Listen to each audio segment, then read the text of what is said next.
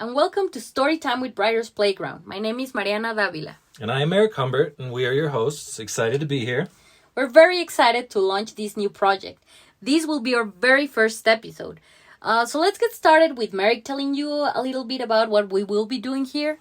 All right, so basically we run a fiction short story writing competition called the Playground Challenge, and we were looking for another way to share and promote some of the wonderful stories that have won our competitions. And the writers. Exactly, and the writers. So we figured audio could be a great medium to share their work. So the idea is to release one episode every 2 weeks. Thursday mornings. And in each episode, we will introduce and then read one of the winning stories from our competitions. And also give you information about the authors that they are interested to share. Whether that be a social media page, a website, a book they wrote, whatever. Yeah, and we don't plan to go in any order, so we might read a first place winning story one week, story that won honorable mention the next week, maybe a second place winner from 2 competitions ago after that, and so forth. So to start us off today, for our first episode, I'll be reading the first place story from our last competition, our 10th Playground Challenge, called The Vocabulary of Love by Alyssa Beatty. But before we begin, we want to tell you just a little bit about our writing competition for anyone who isn't familiar with it. Yeah, so our writing challenge is a time-constrained prompt-based challenge in which the writers are sent prompts to choose from, and then they have 10 days to write a story up to 3,100 words. They are sent 5 characters, they have to choose one. 5 settings, the same thing, they have to choose one setting. And then there is one quote-unquote thing that everyone has to include. And we'll let you know what prompts the writer was working with after we read their story for that week. That's right. And right now, our 11th Playground Challenge is underway. We want to remind you of that. We sent out the prompts last Thursday, and we're looking forward to reading all the work submitted. Very excited. Well, I think we are about ready to get started. I don't know what you think, Marek. Anything you would like to add before we jump into the first story? Yeah, I just wanted to say this has been very nerve-wracking and eye-opening experience so far for us. We're both introverts, writers, so the idea of putting ourselves out there, hearing our voices aloud, opening ourselves up to criticism, specifically self-criticism, is quite daunting.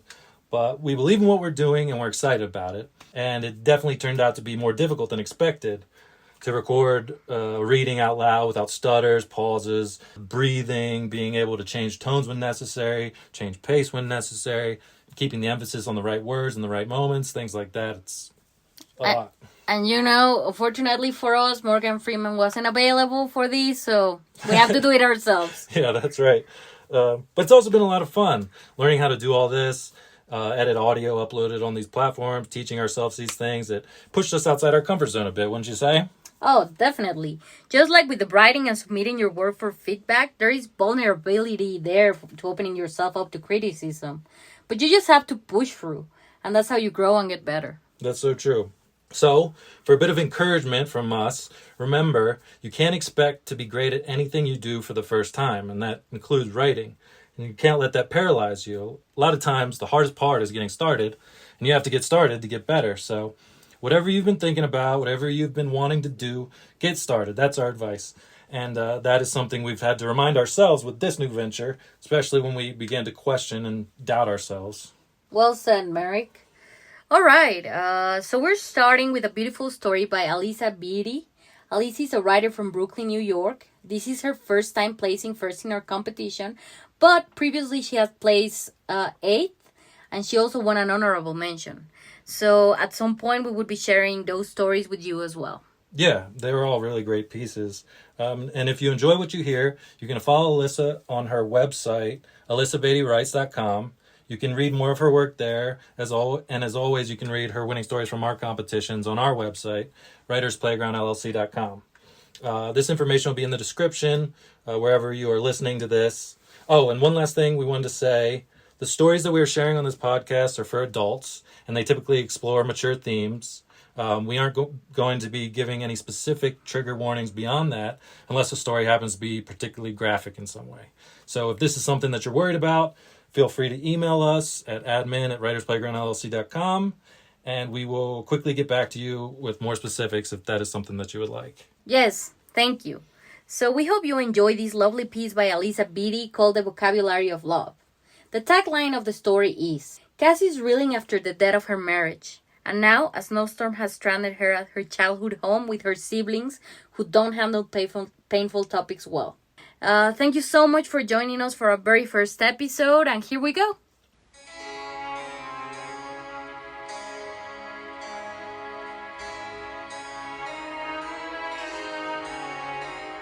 The Vocabulary of Love by Alyssa Beatty. Cass sat at the kitchen table and ran her finger down a scar in the wood, wondering if she had caused it. There was a 1 in 4 chance that she had. She knew the mismatched tile above the stove was her fault. She'd been playing lacrosse in the house. Her father had gone to 6 stores trying to find a perfect match for the antique blue and finally settled for one that was 2 shades off. Their mother had covered her disappointment by laughing and naming it their lucky tile. It was always like this when Cass came home. Every object was a memory, making her feel unmoored in time, 13 and 35 all at once. Her family mobbed the kitchen. Brian leaned against the counter, blowing on his coffee, his arms slung over Teresa's shoulders. Married 15 years, and still, he always needed to be touching her. Ben and his wife Marlene sat across from Cass, playing a desultory game of gin rummy. They gravitated to games that were best with 2 players, their secret language of quirked eyebrows and half-smiles, uninterrupted by an outsider's need for words. Voices, muted by the snow, floated in from the backyard, Brody and Richard coming back from their daily walk. 4 days after Christmas. Everyone should have fled home already. The blizzard had closed roads and grounded flights, so here they all still were. After the first day, the childish giddiness of an unplanned snow day faded. Brian grumbled constantly about the work piling up in his office, and Ben worried about whether their cat sitter was still coming around. Fiona, their mom, scooping coffee into the mammoth machine, looked frayed around the edges. As much as she said she needed the family together for the holiday since their dad died, Cass suspected she'd grown to see the value in solitude. The kitchen door swung open, and Brody blew in on a gust of wind and a swirl of snow. Richard came in after him, stomping his boots to get the snow off and laughing. "You guys should have come out. It's beautiful out there," he said. The family joke was that Brody, who could only ever stand to be indoors for 5 minutes in the winter, would need to marry a snowman to be happy. Richard came close, with his dark smiling eyes and comfortably rounded body. "Cass, up for a walk? We found this amazing old wishing well up the hill."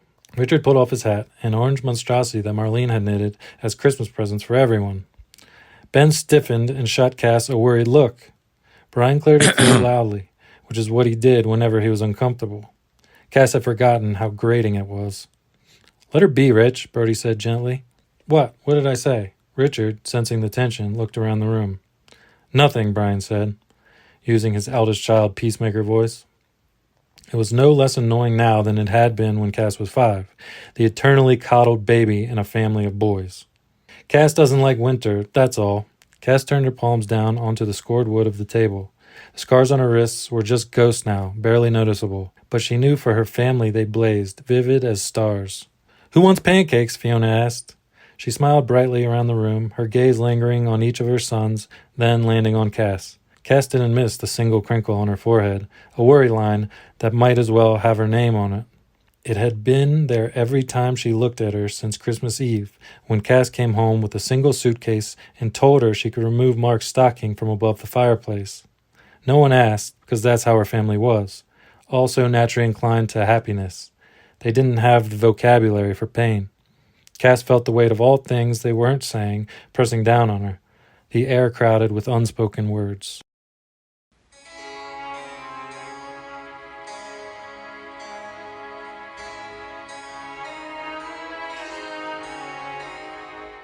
Cass leaned against the porch railing and considered the gray of her cigarette ash against the pristine white of the snow. Behind the steam-fogged kitchen window, Fiona's voice was a warm murmur as she directed Brian and Teresa in the delicate art of washing dishes for an army. Cass closed her eyes and reached for the comfort of her mother's voice, remembering good-night stories and tearful late-night talks at the kitchen table. The familiar squeak and slam of the front door, and Ben appeared beside her, holding out a mangled mass of orange wool. "Thought you might want this," Ben said. Cass took the hat and slipped it on. It scratched at the skin on the back of her neck. "It was nice of Marlene to make these," she said. Ben smiled, fondness for his wife in every line of his face. "I don't have the heart to tell her how bad she is at knitting. It makes her happy." Marlene's thwarted need for a family was an unacknowledged undercurrent. Brian and Brody shared Cass's attitude towards children. They liked other people's fine, but had no burning need for their own. But Marlene had always wanted to be a mother. Knitting was the latest in the long line of hobbies meant to distract her. They all had a collection of misshapen pots, blurry watercolor pet portraits, macrame plant holders. I'm sorry, Cass said. Mom told me that was your last round of IVF. Ben shrugged. We have each other. We'll be all right. Cass wondered what it was like to say that and believe it. To not have the floor of your marriage suddenly disappear beneath you. To not feel, under the shock and pain, relief that the thing you secretly always knew would happen finally had. I thought you quit. He gestured to the cigarette Cass had been hiding cupped in her palm. It didn't take. So, Mark? That didn't take either. Cass ran her thumb over the lingering indentation on her ring finger. Maybe she should get herself another ring to fill the empty space, but maybe that would make it worse. Sorry. Ben put an arm around Cass's shoulders and squeezed gently. It was always this way after what they all called one of Cass's setbacks. Her brothers holding their breath, waiting to see if she would break again. Cass leaned away and blew smoke into the air. Mom's going to lose it if this snow doesn't stop soon. She didn't plan on having us here all week, she said. Are you kidding? She loves it. The door slammed open and Brody and Richard came out lugging a dented toboggan. Look what we found in the attic. Haven't seen this thing for ages, Brody said. Cass, you're smoking again? Those things will kill you. Not fast enough, Cass said. Ben and Brody froze, Fiona's single worried brow wrinkle creasing both their faces. Cass hadn't realized it was genetic. Richard shifted uneasily from foot to foot. Oh my God, you guys, it's a joke. Go sledding, losers. Cass flicked her cigarette off the porch and pushed past them back into the house. The slam of the door behind her echoed back through the years. Cass was 7, crying because Brian buried her favorite stuffed bunny in the snow and he was gone forever. We'll find it in the spring. Calm down, sweetie. She was 13, devastated because her best friend Ginger said she didn't want to hang out anymore. She's not worth all this fuss, honestly, Cassie. Calm down. 18, home early from college because her boyfriend, Seth, had dumped her and her heart was sliced into a million painful shards. Well, then, he doesn't deserve you. It's as simple as that. 35, about to be divorced, surrounded by effortlessly happy marriages.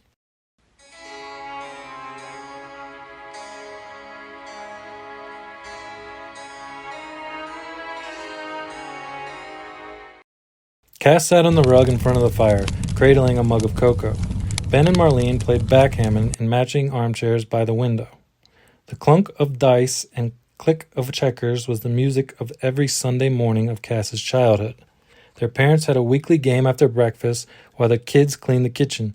They had played like Ben and Marlene did, in comfortable silence punctuated by an annoyed huff of breath or satisfied hum.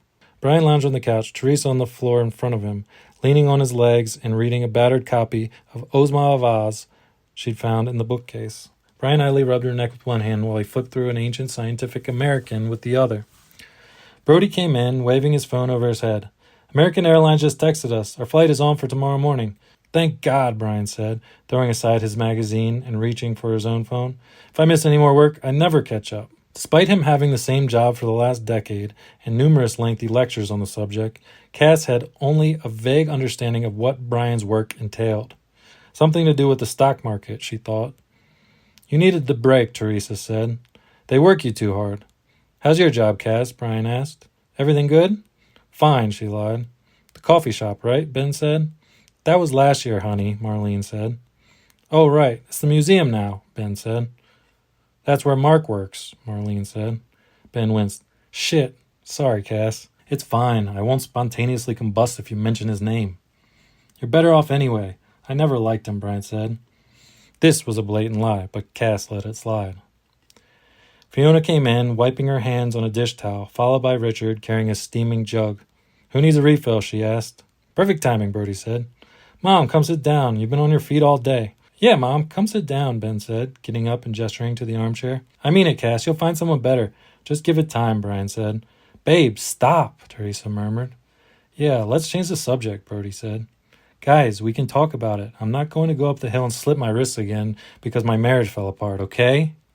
Cass didn't know whether to laugh or scream at the way they all froze in place. The only sound was Fiona's sharp intake of breath. Oh, honey. Fiona said. Cass levered herself up off the rug. I'm going for a walk. You're such an asshole, Brody hissed at Brian. We said we weren't going to mention Mark. I wasn't talking about him. I was just saying she'll find someone else, Brian said. Cass grabbed her boots and slammed the kitchen door behind her. The air was sharp with cold, the sky clear, and blazing with stars now that the storm had stopped. The snow squeak crunched under her boots. Cass felt a spark of joy, almost banked under the weight of pain, but still there at the sight of her lone footprints in the unbroken field of white. She trudged up the hill, dragging her toes to make long furrows. Brody had said if they disguised their tracks, their parents would never find them, and they could stay out in the snow all day. Cass thought now their parents probably treasured the quiet when they were all outside, shivering and giggling in a poorly built igloo that dripped freezing water down their necks. Cass reached the well without realizing that's where she had been going. She leaned against the low stone wall and looked down into the still water below. She knocked a fall of snow over. The flakes floated on the dark surface like stars in the firmament before dissolving into the black. How many coins were down there, she wondered. She dug into her coat pocket and found a penny, cupped it in her palm, and let it fall. Wishing. For a new bike that was not a hand-me-down, for Bunny to appear on a pillow where he belonged, for Ginger to like her again, for Seth to love her back, for her to stop being the misshapen puzzle piece that never quite fit between the smooth edges of her brothers, to somehow get back whatever piece of her was missing, that gave the rest of her family the easy happiness that hovered around them, bright and loud. Cass imagined that somewhere down there, mingled among the coins, floated long looping tendrils of her blood, curling around all those ungranted wishes. Cass lit a cigarette, exhaled, and watched the plume of her breath float up and away. Boots crunched behind her. Cass lowered her head into her hands. I'm fine. I just wanted to be by myself for a little while. I get that, Fiona said. She leaned on the wall next to Cass and held out a thermos. I love your brothers, but having all of them in the house again feels like being besieged. Cass flicked the cigarette into the snow. Fiona glanced at it and raised an eyebrow, but said nothing. Cass took the thermos and unscrewed the lid, letting the sweet, warm smell of chocolate waft up.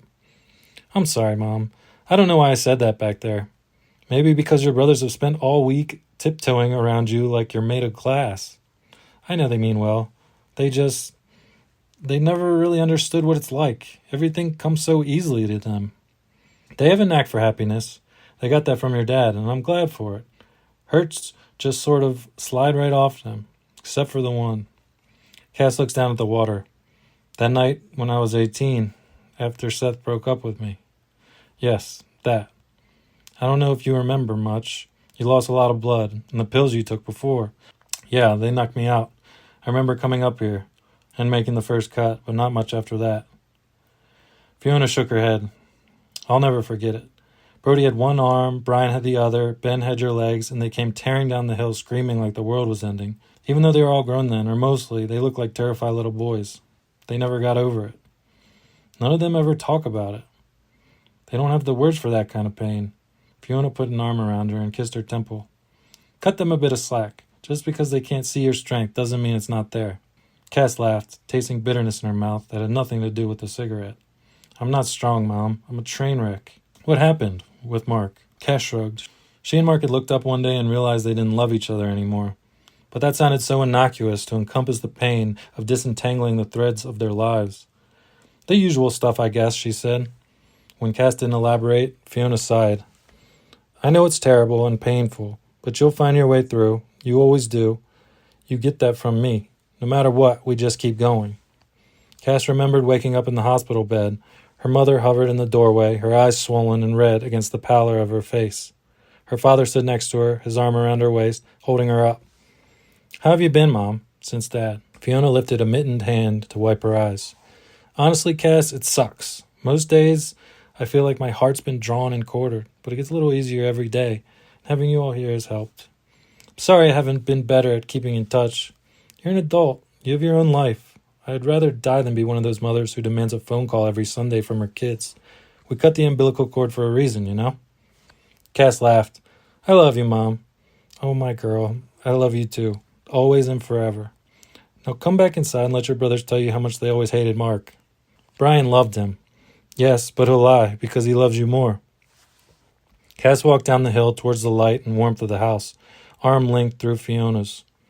The wind lifted the snow and swirled it around them like the inside of a snow globe, and Cass was 5, the wind chapping her cheeks red as Brody pulled her on the toboggan.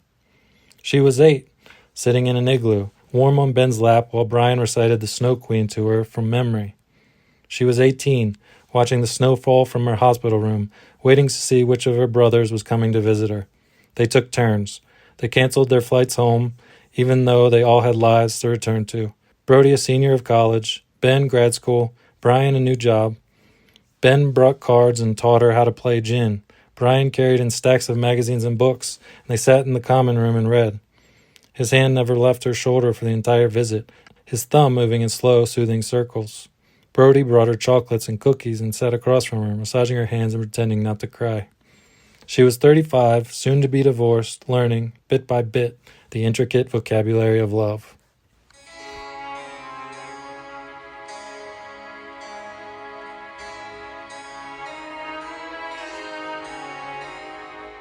What a beautiful story, no?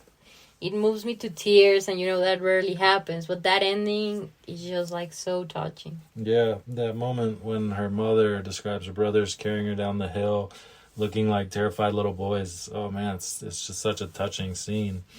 And she really captures that feeling of being out of place in her family, feeling like she's the only one who really struggles just to get on and be happy.